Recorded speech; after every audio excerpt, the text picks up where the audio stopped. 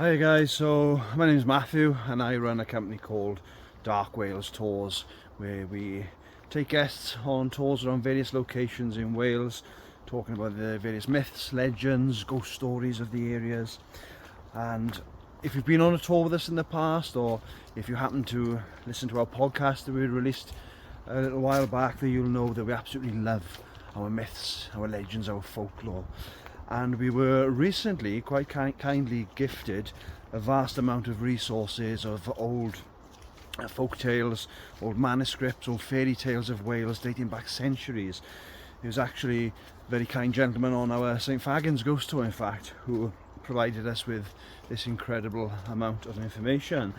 And I've wanted for quite a long time to share my passion for some of these stories with a wider audience. So I thought I would talk about some of these tales, maybe some of the lesser known tales from Welsh history. Now, trawling through them, there were many stories that I had heard of, and there were some that were brand new to me as well. So I say lesser known, this relative term really. Some people may have heard of these and they may be brand new for others as well. And some of these stories, they all seem to follow a particular theme, starting off with the story of Tommy Pritchard. Tommy Pritchard was going to school one day, and on his way he thought he heard somebody singing on the other side of a stone wall by the road. So he climbed up and looked over, and there, underneath a stone, he saw a sixpence. So he took it. Every morning after that, when he went to school, he used to look in the same place, and he always found a sixpence.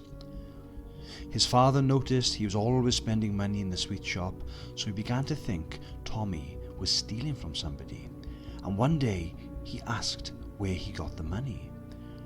Tommy wouldn't tell him at first, but his father threatened to beat him, so he told him where he got his sixpences.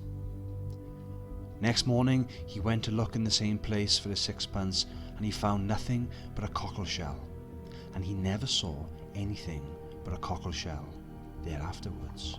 So quite an interesting tale, I found that one, and as I touched on, there were many similar stories, many different versions of the same tale told throughout Wales, in fact. And another one I came across recently, very similar to Tommy's experience, was called Ellen's Luck.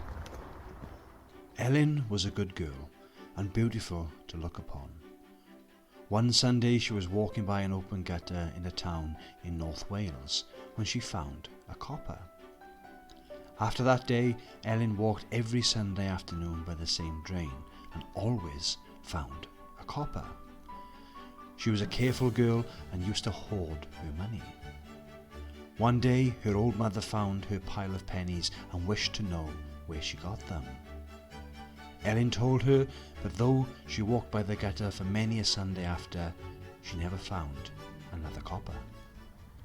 So as I mentioned, very similar stories, and there are countless other stories just like this in Wales, very similar, go by different names.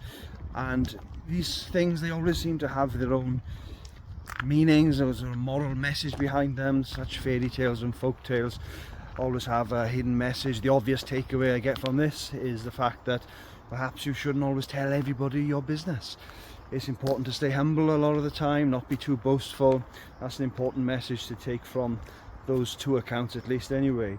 But these things are open to interpretation, such is the nature of them. And if you interpret it in a different way, please sound off in the comments below.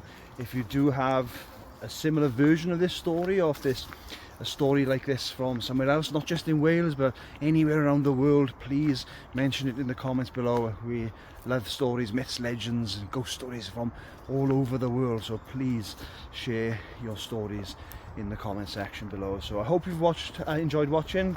Thank you for taking the time, and I will see you on the next one, I'm sure.